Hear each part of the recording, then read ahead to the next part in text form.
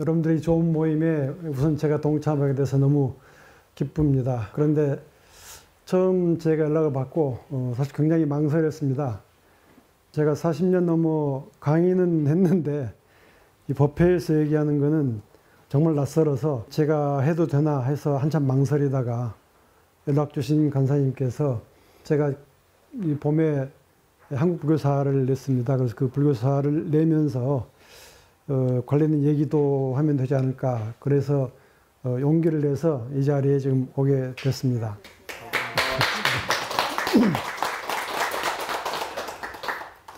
그래서 오늘 많지 않은 시간이지만 제가 이 한국 불교사 중에서 우리가 그나마 좀 기억할 만한 몇 가지들을 좀 말씀드릴까 합니다. 우선 크게 나누어서 삼국 통일신라 시대까지, 그 다음에 고려시대, 조선시대 살펴보게 될 거고요. 그 다음에 역시 신라의 제일 중요한 거는 우리가 지금도 첫손 꼽는 한국 불교다운, 여기서 말하는 신라 불교라고 하는 거는 중국이 아닌 우리 불교라는 의미가 되겠고, 그래서 요즘 말로 하면은 한국적인 불교를 확립한 이런 모습이고, 웬일인지 뭐 우리 역사뿐이 아니라 어떨 때 한 인물들이 나면은 우르르 나와가지고 정말 큰 어떤 업적을 이룰 때가 있죠. 아마 신라는 7세기에 그랬던 것 같습니다. 그래서 당시에 정말 가장 중요하고 가장 뛰어났다고 할 수 있는 유식, 그 다음에 기술로 중심한 일심, 화엄을 이 세 사람이 해내는데, 잘 아시듯이 이분들은 말 그대로 지금으로 하면 세계적인, 즉 중국 불교에서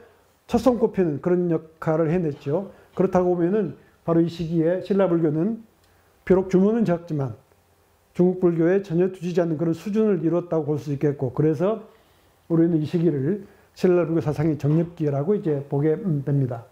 그리고 그 다음에 이제 신라 말에는 선이 들어오면서 교화선을 어떻게 볼 것인지, 선만을 갈 것인지 아니면 교화선을 조화시킬 것인지, 이 부분이 되겠고, 그래서 사실은 이제 이 신라 시대까지 불교의 모든 면은 다 소개됐다고 볼 수 있습니다. 밀교도 들어와 있었고, 그러니까 이 고려시대 이후의 한국 불교는 그 여러 가지 불교 요소들 중에서 이거를 뭘 중점적으로 어떻게 조화시키거나 어떻게 이렇게 끌고 갈 건지, 이게 이제 과제가 된다고 볼 수가 있겠습니다. 또 하나 이때 중요한 것은 신앙 문제였습니다. 이런 불교 사상은 당시에 한문을 접할 수도 없는 일반인들에게는 너무도 먼 얘기였겠죠. 그래서 그 사람들에게 접하는 불교는 바로 믿음으로서의 불교였고, 우리가 흔히 알고 있는, 여러분들이 아닌 아무것도 모르는 일반 사람이 알고 있는 불교의 단 두 마디, 나무아미타불과 관세음보살이라고 하는 두 마디로 집약될 수 있는 것은 바로 이 시기쯤에 바로 이분들에게 정착된 미타신앙, 관음신앙, 이런 신앙의 보편화라고 할 수 있을 겁니다. 이 불교 문화는 나름대로 그 시기의 특징을 반영하고 있습니다. 또 그 나라의 특징을 반영합니다. 그래서 우리가 흔히 말하는 이 불국사 석굴암으로 대표될 수 있는 그런 불교 문화를 보여주어서 이런 점들이 이제 삼국과 신라를 보는 그런 요점들이 되지 않을까 생각을 합니다. 이 산은 선도산이라고 부르는 경주 시내에서 서천을 건너서 서쪽에 있는 서학이라고도 부르는 산입니다. 그런데 여기에 요 구분흥선쯤에 이런 거대한 마애불상이 있습니다. 물론 이 불상 자체는 7세기 중반이라고 생각을 합니다.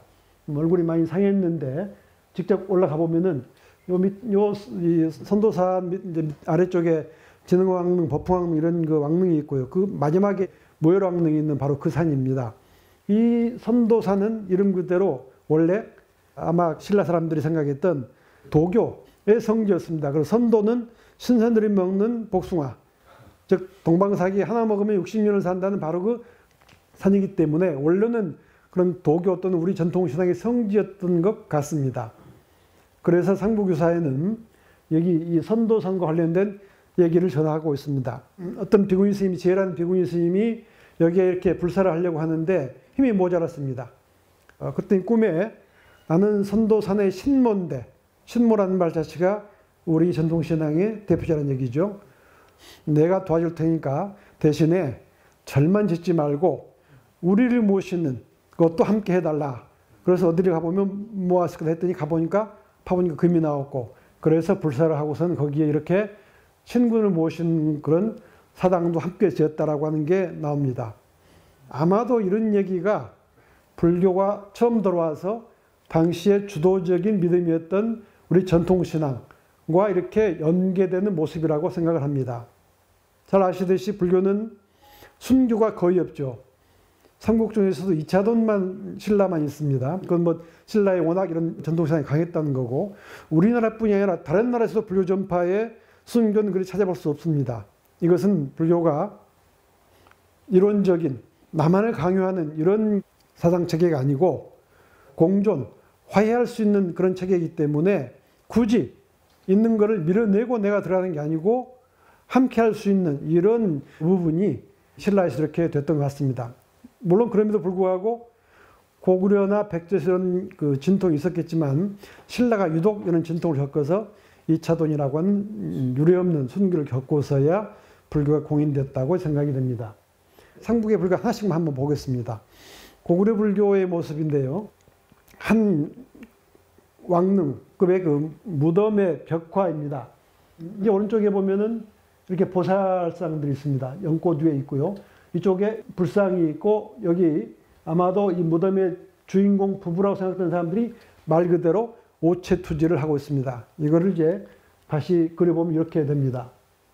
즉 이것은 이 시기 이게 이제 5세기, 6세기 무렵에 만든 그런 고분이라고 얘기를 하고 있는데 이 고분을 만들 때 고구려 사람들은 이런 불교적인 믿음을 가지고 있었던 거죠. 죽어서 이런 연꽃이 화생하는 연화장 세계의 낳기를 기원하면서 이 무덤을 만들고 이걸 이렇게 그려 놓았던 겁니다. 이런 모습에서 뭐 두말할 필요 없이 고구려의 불교가 어느 만큼 진솔하게 받아들였는지를 이제 잘 알 수 있겠습니다. 백제도 조금 다른 거를 이제 보려고 합니다. 정식 이름은 아니지만은 이제 능사라고 얘기합니다. 부여의 그 능살리 옆에 있는 절터기 때문에 그렇습니다. 발굴했더니 이런 게 나왔는데 바로 여기 두 개입니다. 여기에 백제 창왕이 이렇게 만든 사리감이라는 게 나왔습니다. 그리고 이거는 처음에 우리나라 게 아닐 정도로 너무도 잘 만들었던 백제의 그런 그 훌륭한 문화를 대표하는 것이었는데 바로 이 부분들이 이제 이 절에서 나왔던 거죠. 지금은 이제 롯데 무슨 저 역사 재현단지죠. 거기에 이렇게 이 모습 그대로 재현해 놓았습니다. 이런 모습이 백제의 불교 한 모습이다라고 이렇게 우리가 간단히 말씀드릴 수 없겠고, 신라는 이렇게 많이 가져온 이유는 이런 맨 처음 불교가 들어왔다고 생각되는 선산의 도리사, 그리고 아마 남산에 경주 남산에 있는 여러 가지 육 중에서 가장 오래됐다고 보이는 불고기 삭불, 이런 게 신라 불교의 초기 모습을 아마 보여주는 거라고 생각을 합니다. 아까 선도산을 말씀드렸는데 이 불상을 하는 사람들은 이 모습이 전형적인 불상의 모습이 아닙니다. 그러니까 나발이나 이런 게 아니어가지고 어찌 보면 아까 말씀드린 신모의 모습 같기도 하다. 그래서 바로 그런 이 신라의 신앙을 불교로 바꿔드리는 그런 양면적인 모습을 여기 담아내려고 했던 게 아닌가라고 적극적으로 해석하기도 할 만큼 특징적인 게 이제 신라의 모습이고, 우리가 흔히 잘 아는 이제 황룡사의 이런 규격적인 이제 불교로 이제 가게 되는 겁니다. 이런 불교의 모습은 통일신라 이후에는 교종으로 치면은 화엄종 이런 부석사나 법성리 금산사와 같은 이런 대찰로 가면서 지금까지 경주 중심이던 왕도 중심이던 이런 절들이 지방의 산속으로 들어가기 시작합니다. 그래서 이제 산사가 시작되는 그런 시기가 됩니다.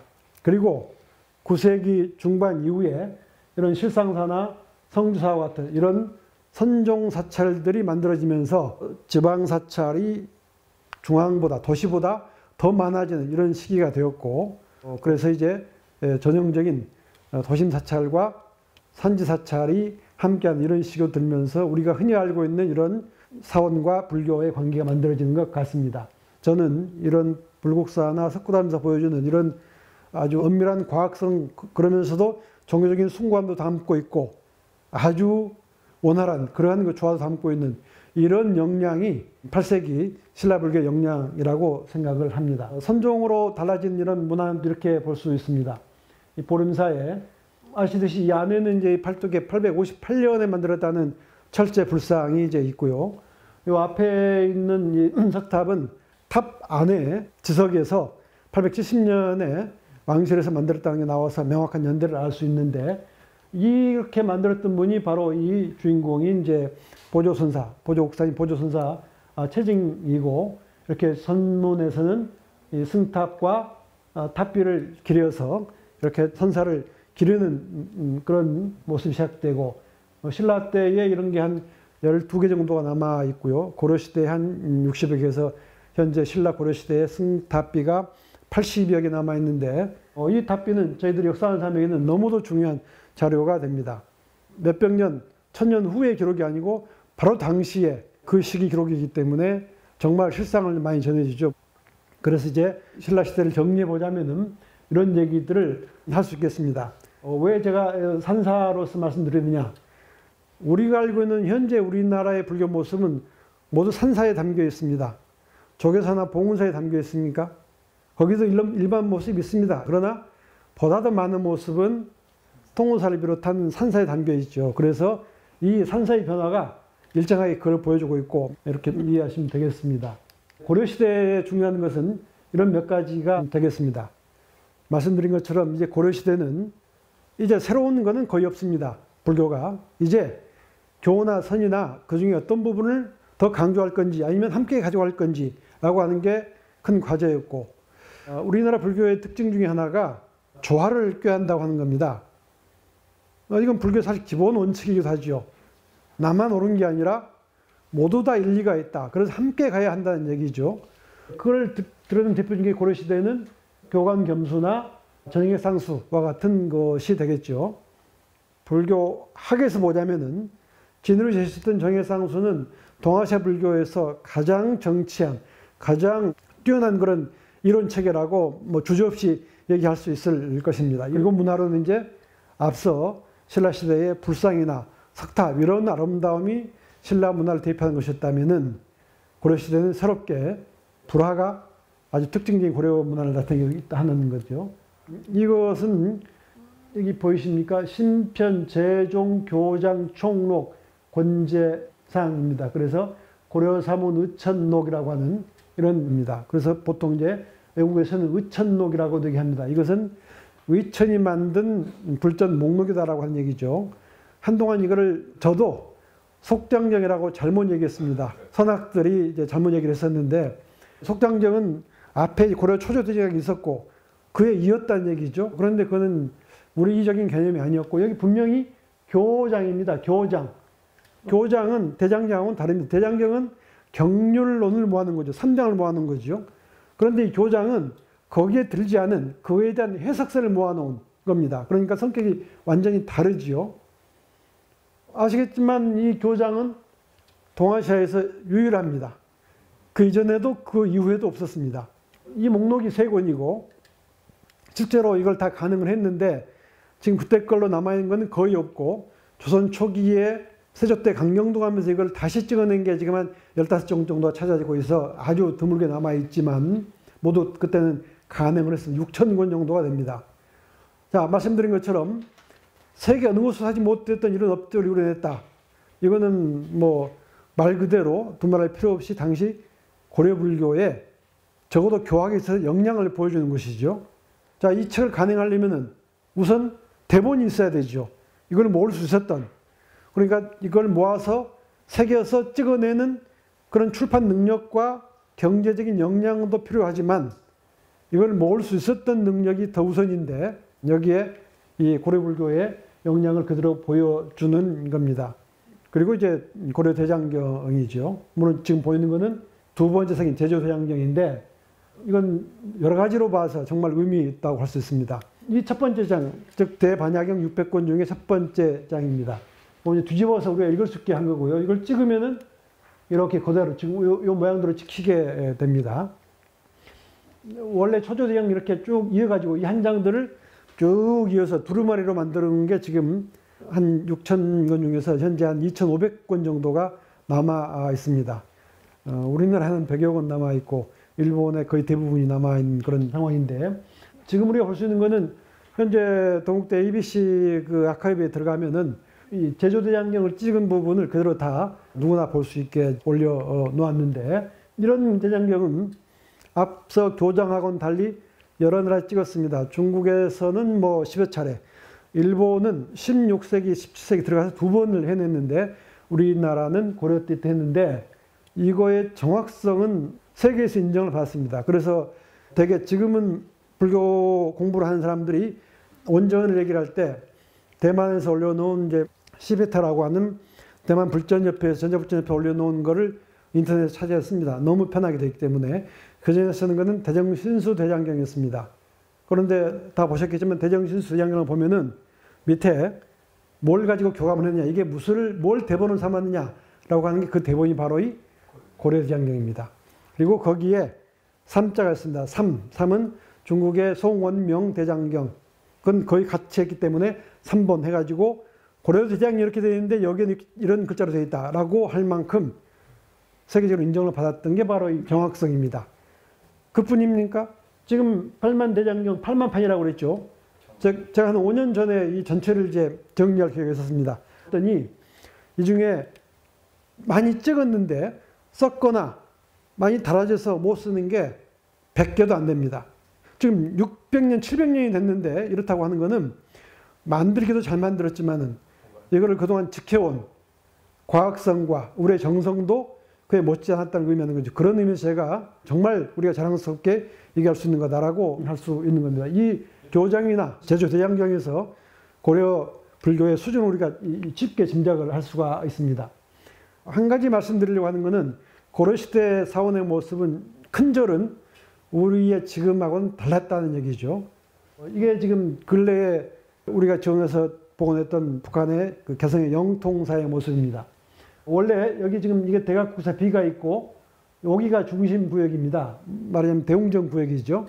그런데 그 외에 지금 4개가 있는데 또 더 있습니다. 이렇게 해서 여러 개 뒤에 모두 원이라고 하는 이런 그 글자가 달려 있어 가지고 독립된 구역이 있습니다. 그래서 영통사 보광원, 영통사 경선원 해서 우리가 사원이라고 부르는 겁니다. 원래 원이라고 하는 것은 이렇게 담장으로 둘러싸인 한 구역을 얘기하는 것입니다. 그러니까 영통사라고 하는 것은 전체 큰 절이고 그 안에 이렇게 몇 개의 원이 있었다는 얘기죠.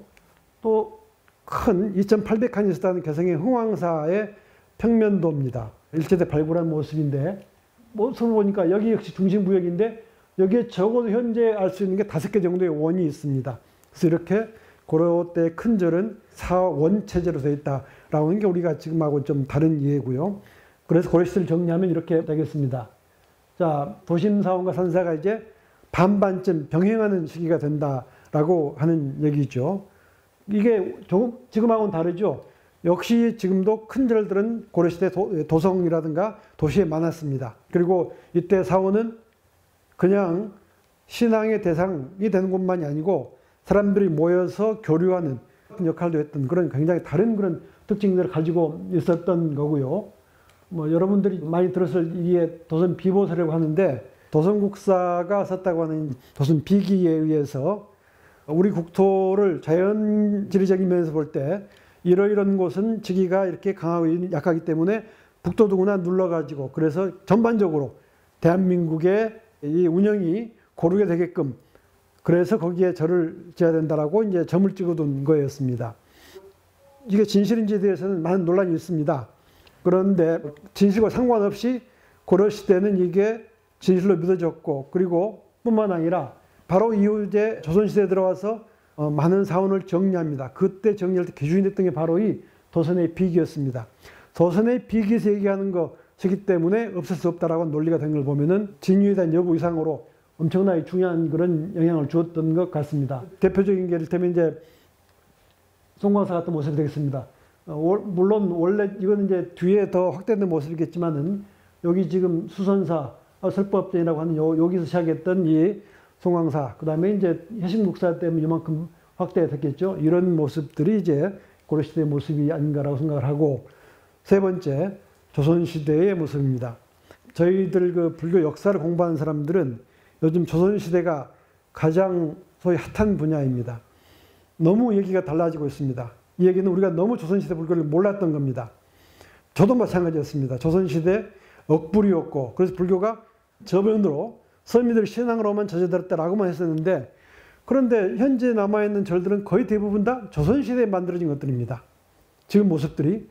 그래서 그거를 이제 왜 그런지를 밝혀내는 게 근래 일들이었고, 그래 지금은 이 조선시대는 정말 날이 다르게 새롭게 바뀌고 있습니다. 그 중에 몇 가지만 이제 말씀드리고자 합니다. 먼저 조선 전기에 왕실 신앙이 지속적으로 유지되었습니다.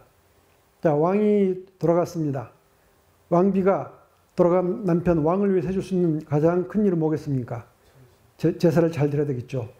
그런데 성리학에서는 그 부분을 그렇게 잘 해내지 못했습니다. 그래서 절에 가서 제사를 모시죠. 자, 신하들이 줄기차게 상소를 합니다. 우리 성리학 국가에서 이럴 수가 있습니까? 왕이 뭐라고 그랬습니까? 대비께서 선왕을 위해서 그러시는 것을 난들 어떻게 하겠습니까? 그래서 실제로 우리가 지금 알고 있는 77제 있죠? 이게 정착된 게 조선 초기 왕실의 의뢰에서부터입니다. 그리고 지금 진관사나 지금 없어진 대자리의 대자사나 이런 절들이 바로 그런 왕실의 제사 기능을 담당했던 곳들이었습니다. 그럼 이제 사족들은 그래도 선비들은 성리학 때문에 저라고 멀리했겠죠? 아니었습니다. 우리가 알고 있는 대부분의 명문가에서 절과 깊은 연관을 가지고 있었습니다. 이거야말로 불과 몇 년 사이에 알려진 일들입니다.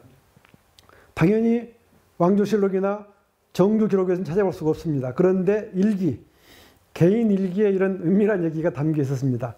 요즘에 이런 일기가 우리말로 번역되어 나오면서 지금 엄청나게 많은 절호들이 이제 번역을 하고 있는데 계속 새롭게 달라질 것 같습니다. 그래서 몇몇 가문들을 봤더니 자신의 조상을 제사 지냈는데 아까 마찬가지입니다. 먼저 무덤을 잘 만들어서 3년 심효를 해야 됐죠. 그런데 많은 가문에서 그 무덤 옆에 부남이라고 하는 무덤 문자입니다. 자그마한 암자를 만들어 놓고 거기에 스님이 상주해서 무덤도 지키고 제사를 지내는 것도 돕게 했던 겁니다. 또는 절 안에 영당을, 원래 영당은 오래전부터 있어 왔습니다. 고승의 영당도 있지만은 왕의 진영을 모신 것도 있고 그 영당을 모셔가지고 거기에 또 하게 했던 겁니다. 그래서 이 부남과 영당이 우리가 알고 있는 조선의 대대 가문에서 거의 찾아집니다. 이거는 너무 다른 얘기죠.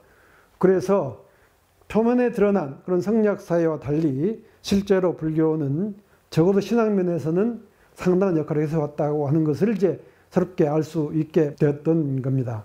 물론 그렇다고 해서 이 불교가 이전처럼 신라나 고려처럼 사회 지도적인 역할을 하지는 못했죠. 그 제일 큰 이유는 추가 인재에 부족했다고 생각이 듭니다. 조선시대는 경국대전에 처음에는 출가를 규정을 했습니다.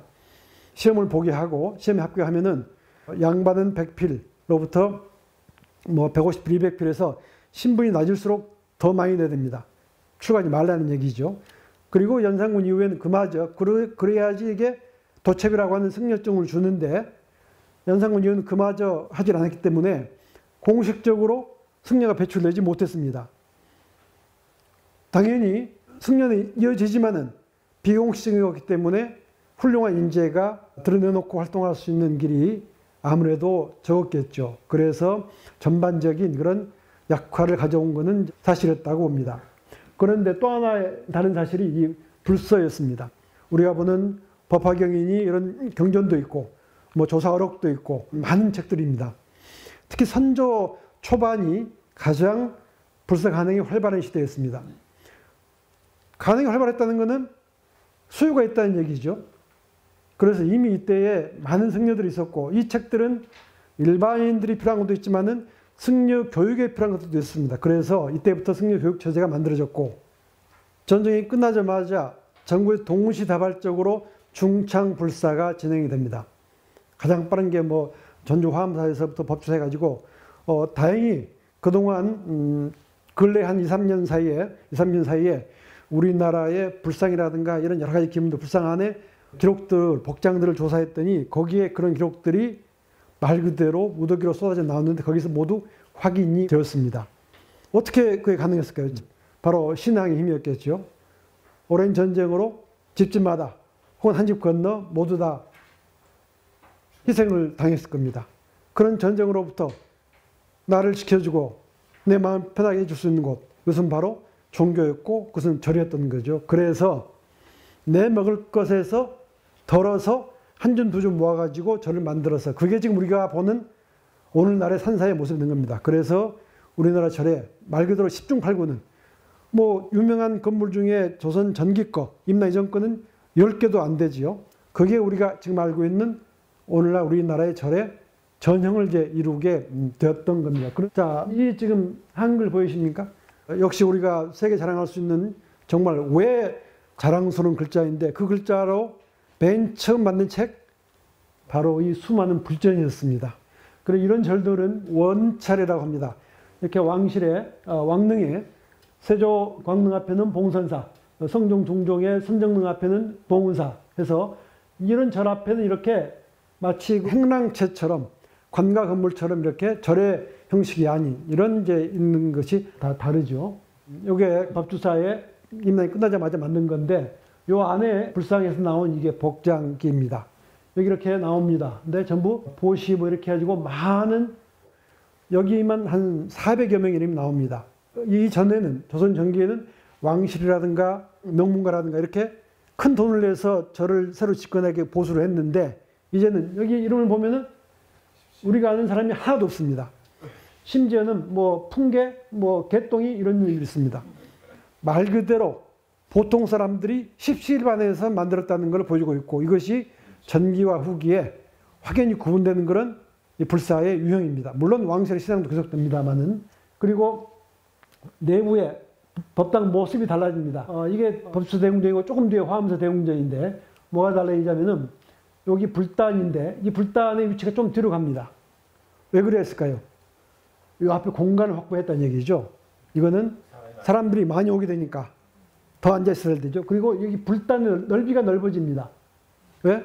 공약물을 많이 올려야 되니까. 이 추세는 쭉 늘어나는 것을 이제 보여주고 있습니다. 그러다 보니까 바로 오늘날의 우리의 절의 모습이 되는 겁니다. 대웅전이 복합 신앙화됩니다. 이게 무슨 얘기냐? 원래 불상에 맞는 후불탱을 모시죠. 근데 양쪽 옆에 적어도 신중탱, 감로탱 이런 걸 모셔서 법당 안에 모이시는 사람들의 소규모 다양한 신앙이 이루어지고 그런데도 많은 사람이 와서 감당을 못해. 그럴 때는 이렇게 마당에 괴불을 세우고 말 그대로 야단법석 거기서 나온 이름이죠. 그래서 이 괴불 약 100여 점이 남아있는데 역시 우리나라만 있는 특이한 그런 그 문화유산인데 이게 바로 그런 의식을 보여주고 있습니다. 우리나라 그 산사의 특징으로 얘기를 했고 중요한 건 이 마당입니다. 마당을 중심으로 이 4개의 건물이 감싸고 있는 게 우리 이 사동중정형이라고 하는 겁니다. 이건 봉정사입니다. 가장 전형적인 건데 우리 절이 대체로 이제 산지에 있기 때문에 계단을 올라가다 보니까 앞에 누각이 있어야 됩니다. 그리고 여기 누각을 들어서면 이제 본정이 있죠. 여기는 대웅전.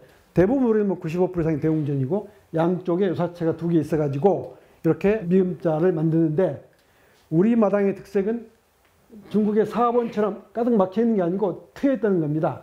그래서 저희들이 산사를 만들면서도 산사를 그냥 우리말대로 SNSA라고 썼듯이 마당도 MATANG라고 써서 코어트가 아니고 이 마당이 특징적인 것이다 라고 하는 걸 보여줬는데 그리고 이게 이제 늘어납니다. 요사체가 이렇게 니은자로 그 다음에 디귿자로 그 다음에 이제 미음자까지 늘어나게 됩니다.